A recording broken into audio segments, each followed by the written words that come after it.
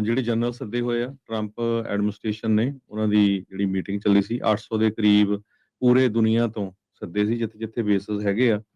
ਸਭ ਤੋਂ ਪਹਿਲਾਂ ਜਿਹੜੇ ਪੀਟ ਹੈਗਸਥ ਆ, ਉਹਨਾਂ ਨੇ ਜਿਹੜੀ ਗੈਦਰਿੰਗ ਆ, ਉਹ ਇਸ ਵੇਲੇ ਵਰਜੀਨੀਆ ਦੇ ਵਿੱਚ ਆ। ਉੱਥੇ ਉਹਨਾਂ ਨੂੰ ਐਡਰੈਸ ਕੀਤਾ। ਅਰਾਊਂਡ ਦਾ ਵਰਲਡ ਕਹਿੰਦੇ ਪੂਰੀ ਦੁਨੀਆ ਚੋਂ ਸਮਨ ਕੀਤੇ ਗਏ ਸੀ ਜਨਰਲ ਤੇ ਐਡਮਾਇਰਲਸ ਪਿਛਲੇ ਹਫ਼ਤੇ। ਤੇ ਇਸ ਮੀਟਿੰਗ ਦੇ ਵਿੱਚ ਉਹਨਾਂ ਨੇ ਪੀਟ ਹੈਗਸਥ ਮਰੀਨ ਕਾਰਪਸ ਮਿਊਜ਼ੀਅਮ ਜਿਹੜੀ ਹੈਗੀ ਆ ਕੁਆਂਟੀਕੋ ਵਰਜੀਨੀਆ, ਉੱਥੇ ਜਿਹੜੀ ਮੀਟਿੰਗ ਕੀਤੀ ਹੈਗੀ ਆ। ਸੋ ਹੈਗਸਥ ਨੇ ਨਵਾਂ ਨਾਂ ਜਿਹੜਾ ਰੱਖਿਆ ਗਿਆ ਹੈਗਾ ਪ੍ਰੈਜ਼ੀਡੈਂਟ ਟਰੰਪ ਨੂੰ, ਡਿਪਾਰਟਮੈਂਟ ਆਫ ਵਾਰ। ਤੇ ਕਹਿੰਦੇ ਵੀ ਹਜੇ ਚੇਂਜ ਤਾਂ ਨਹੀਂ ਹੋਇਆ ਕਾਂਗਰਸ ਦੇ ਥਰੂ, ਪਰ ਆਲਰੇਡੀ ਜਿਹੜਾ ਆ ਜੋ ਟਰੰਪ ਐਡਮਿਨਿਸਟ੍ਰੇਸ਼ਨ ਆ ਉਹਨਾਂ ਨੇ ਯੂਜ਼ ਕਰਨਾ ਸ਼ੁਰੂ ਕਰ ਦਿੱਤਾ ਹੈਗਾ।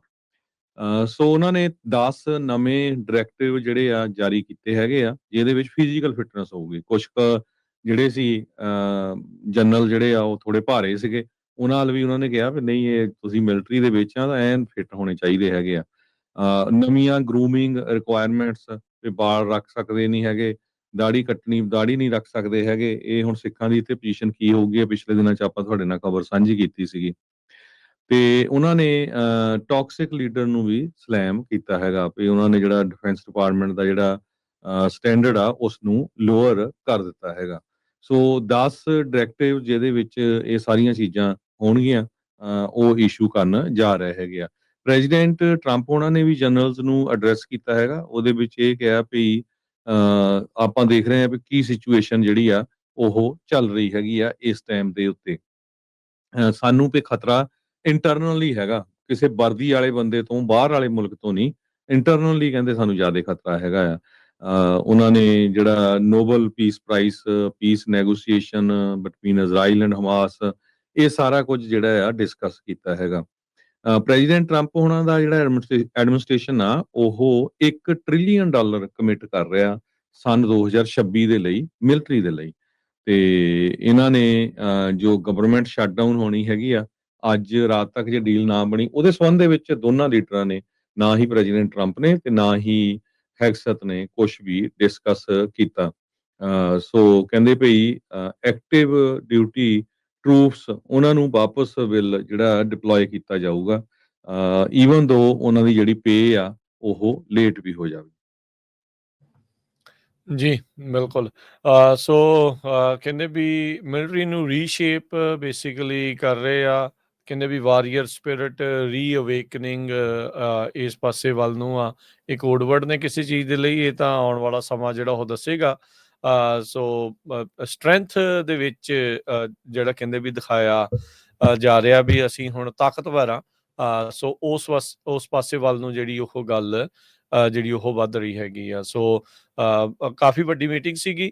ਜਿੱਦਾਂ ਆਪਾਂ ਦੱਸਿਆ ਸੀਗਾ ਵੀ ਕਈ ਤਰੀਕੇ ਦੀਆਂ ਕਿਆਸਰਾਈਆਂ ਜਿਹੜੀਆਂ ਇਸ ਦੇ ਵਿੱਚ ਚੱਲ ਰਹੀਆਂ ਸੀਗਾ, ਵੀ ਪਤਾ ਨਹੀਂ ਕਿਸੇ ਨੂੰ ਲਾਹ ਦੇਣਾ ਆ ਜਾਂ ਕੀ ਇਸ ਦੇ ਵਿੱਚ ਹੋਣ ਜਾ ਰਿਹਾ ਹੈ। ਕਿਤੇ ਲੜਾਈ ਦੇ ਕੋਈ ਸੰਕੇਤ ਨਹੀਂ ਜਿਹੜੇ ਉਹ ਹੋ ਰਹੇ, ਪਰ ਵਾਰੀਅਰ ਸਪਿਰਿਟ ਦੀ ਬਾਰ-ਬਾਰ ਗੱਲ ਕੀਤੀ ਹੈ। ਤਾਂ ਵਾਰੀਅਰ ਸਪਿਰਿਟ ਦੇ ਜਿਹੜੇ ਸੰਦੇਸ਼ ਆ ਉਦੋਂ ਹੀ ਦਿੱਤੇ ਜਾਂਦੇ ਹੁੰਦੇ ਆ ਜ਼ਿਆਦਾਤਰ, ਹਰਜੋਤ ਸਿੰਘ ਜੀ, ਜਦੋਂ ਪਤਾ ਹੋਵੇ ਵੀ ਮੈਦਾਨ ਦੇ ਵਿੱਚ ਜਿਹੜਾ ਉਹ ਆਪਾਂ ਛਾਲ ਜਿਹੜੀ ਇਸ ਦੇ ਵਿੱਚ ਮਾਰਨੀ ਆ।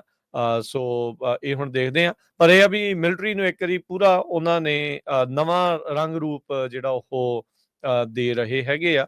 ਤੇ ਇਸ ਦਾ ਕਿੱਦਾਂ ਦਾ ਅਸਰ ਜਿਹੜਾ ਉਹ ਰਹੇਗਾ, ਇਹ ਦੇਖਣ ਵਾਲੀ ਗੱਲ ਆ।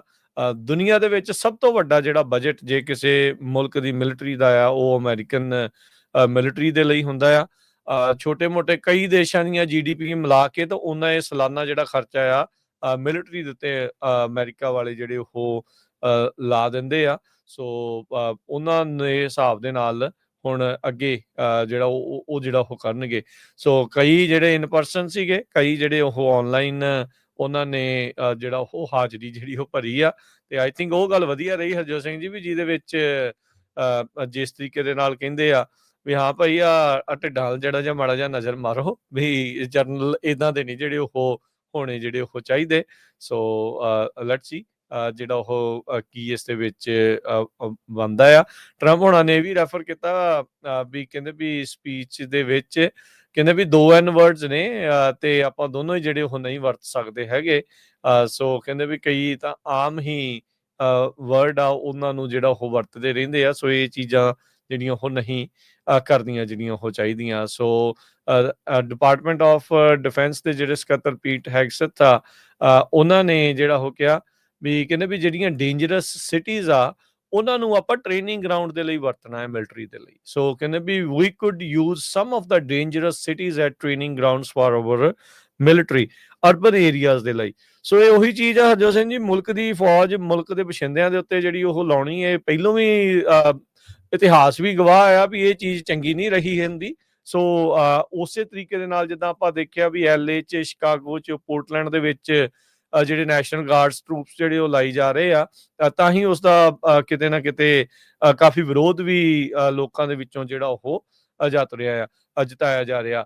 ਟਰੰਪ ਉਹਨਾਂ ਨੇ ਇੱਕ ਵਾਰੀ ਫੇਰ ਇੰਡੀਆ ਤੇ ਪਾਕਿਸਤਾਨ ਦੀ ਜਿਹੜੀ ਮਿਲਟਰੀ ਐਸਕੇਲੇਸ਼ਨ ਹੋਈ ਸੀ ਉਹਨੂੰ ਜਿਹੜੇ ਖਤਮ ਕਰਾਉਣ ਦੀ ਫੇਰ ਗੱਲ ਜਿਹੜੀ ਉਹ ਵਾਕਈ ਮੈਨੂੰ ਲੱਗਦਾ ਹੁਣ ਤਾਂ ਗਿਣਤੀ ਮਿਣਤੀ ਨਹੀਂ ਰਹੀ ਹੋਣੀ ਵੀ ਕਿੰਨੀ ਕਰੀ ਟਰੰਪ ਉਹਨਾਂ ਨੇ ਕਹਿਤਾ ਵੀ ਇੰਡੀਆ ਤੇ ਪਾਕਿਸਤਾਨ ਦੀ ਜਿਹੜੀ ਦੋ ਨਿਊਕਲੀਅਰ ਪਾਵਰ ਆ ਵੀ ਉਹਨਾਂ ਦੀ ਲੜਾਈ ਜਿਹੜੀ ਆ ਉਹਨੂੰ ਆਪਸ ਦੇ ਵਿੱਚ ਜਿਹੜਾ ਉਹਨਾਂ ਨੇ ਰੁਕਵਾ ਦਿੱਤਾ ਹੈਗਾ ਆ। ਸੋ ਇੰਡੀਆ ਵਾਲੇ ਵੀ ਵਹਿੰਦੇ ਹੋਣੇ ਵੀ ਸਾਡੇ ਨਾਲ ਬਣੀ ਕੀ ਜਾਂਦਾ ਵੀ ਜਿੱਥੇ ਜਾਂਦੇ ਟਰੰਪ ਹੋਣੀ ਛੱਡਦੇ ਨਹੀਂ ਇਸ ਜਿਹੜੀ ਉਹ ਗੱਲ ਨੂੰ ਜਿਹੜਾ ਉਹ ਲੈ ਕੇ। ਸੋ ਪਰ ਇਹ ਆ ਵੀ ਮਿਲਟਰੀ ਗੈਦਰਿੰਗ ਨੂੰ ਐਡਰੈਸ ਕੀਤਾ ਆ ਟਰੰਪ ਹੋਣਾ ਨੇ, ਤੇ ਇਹ ਕਿਤੇ ਨਾ ਕਿਤੇ ਹਰਜੋਤ ਸਿੰਘ ਜੀ ਪਾਵਰ ਮੂਵ ਦੇ ਤੌਰ ਦੇ ਉੱਤੇ ਵੀ ਦੇਖਿਆ ਜਾਂਦਾ ਆ। ਕਮਾਂਡਰ ਇਨ ਚੀਫ ਨੇ ਜਿੰਨੇ ਵੀ ਕਮਾਂਡਰਸ ਨੇ ਜਿਹੜੀ ਵੀ ਸ਼ਾਖਾ ਦੇ ਨੇ ਉਹ ਸਾਰੇ ਪ੍ਰੈਜ਼ੀਡੈਂਟ ਦੇ ਅੰਡਰ ਹੁੰਦੇ ਆ, ਤੇ ਪ੍ਰੈਜ਼ੀਡੈਂਟ ਨੇ ਇਦਾਂ ਦੀ ਗੈਦਰਿੰਗ ਕਰਕੇ ਡਿਫੈਂਸ ਸਕੱਤਰ ਨੇ ਇਦਾਂ ਦੀ ਗੈਦਰਿੰਗ ਕਰਕੇ ਇਸ ਚੀਜ਼ ਨੂੰ ਕਲੀਅਰ ਕਰ ਦਿੱਤਾ ਵੀ ਹੂ ਇਜ਼ ਦਾ ਬੌਸ, ਵੀ ਬੌਸ ਜਿਹੜਾ ਅਸਲ ਦੇ ਵਿੱਚ ਕੌਣ ਹੈਗਾ ਆ। ਜੀ ਜੀ ਬਿਲਕੁਲ, ਟਰੰਪ ਉਹਨਾਂ ਨੇ ਇਹ ਕਿਹਾ ਹੈ ਵੀ ਅਸੀਂ $1 ਟ੍ਰਿਲੀਅਨ ਮਿਲਟਰੀ ਦੇ ਉੱਤੇ ਸੰਨ 2026 ਚ ਸਪੈਂਡ ਕਰਨ ਜਾ ਰਹੇ ਹੈਗੇ ਆ। ਕਹਿੰਦੇ ਵੀ that is lot of money, ਹੈ ਵੀ ਬਹੁਤ ਜ਼ਿਆਦਾ ਮਨੀ, $1 ਟ੍ਰਿਲੀਅਨ। ਤੇ ਇਹ ਜੋ ਉੱਥੇ ਇਕੱਠ ਹੋਇਆ ਸੀਗਾ ਮਿਲਟਰੀ ਲੀਡਰਸ ਦਾ, ਉਹਨਾਂ ਦੇ ਸਾਹਮਣੇ ਉਹਨਾਂ ਨੇ ਬੋਲਦੇ ਹੋਏ ਦੱਸਿਆ ਹੈਗਾ। ਕਹਿੰਦੇ ਵੀ 2025 ਦੇ ਫਿਸਕਲ ਈਅਰ ਚ ਜੋ ਅਪਰੂਵ ਹੋਇਆ ਸੀ ਬਜਟ ਉਹ $895 ਬਿਲੀਅਨ ਦਾ ਸੀਗਾ। ਸੋ ਨੈਕਸਟ ਈਅਰ $1 ਟ੍ਰਿਲੀਅਨ ਦਾ। ਤੇ ਉਹਨਾਂ ਨੇ ਇਹ ਕਿਹਾ ਵੀ 19 ਨੇਵੀ ਸ਼ਿਪਸ ਹੋਰ ਖਰੀਦਣ ਜਾ ਰਹੇ ਹੈਗੇ, ਜਿਨ੍ਹਾਂ ਦੇ ਵਿੱਚ ਹੋਰ ਸਬਮਰੀਨਸ, ਡਿਸਟਰੋਇਰਸ, ਅਸੌਲਟ ਸ਼ਿਪਸ, ਇਹ ਸਾਰਾ ਕੁਝ ਜਿਹੜਾ ਆ ਆਉਣ ਵਾਲੇ ਸਾਲ ਦੇ ਵਿੱਚ ਉਹ ਖਰੀਦਣ ਜਾ ਰਹੇ ਹੈਗੇ ਆ। ਸੋ ਕਾਫੀ ਇਹ ਕੁਝ ਕਿਸੇ ਤੋਂ ਜਿਹੜਾ ਲੈਣੀਆਂ ਜਾਂ ਆਪ ਬਣਾਈਆਂ ਜਾਣਗੀਆਂ ਇਹਦਾ ਪਤਾ ਜਿਹੜਾ ਉਹ ਲੱਗੂਗਾ ਇਵੈਂਚੁਅਲੀ।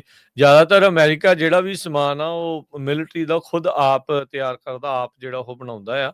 ਜੇ ਕਿਸੇ ਦੇ ਉੱਤੇ ਡਿਪੈਂਡੈਂਟ ਹੋਣਗੇ ਮਿਲਟਰੀ ਦੇ ਲਈ ਤਾਂ ਫਿਰ ਜਿੱਦਾਂ ਆਪਣੇ ਵੇਖਿਆ ਵੀ ਬਾਕੀ ਮੁਲਕਾਂ ਦਾ ਜੋ ਹਾਲ ਆ, ਫਿਰ ਅਮਰੀਕਾ ਦਾ ਵੀ ਉਹ ਹਾਲ ਜਿਹੜਾ ਉਹ ਨਾ ਹੋ ਜੇ।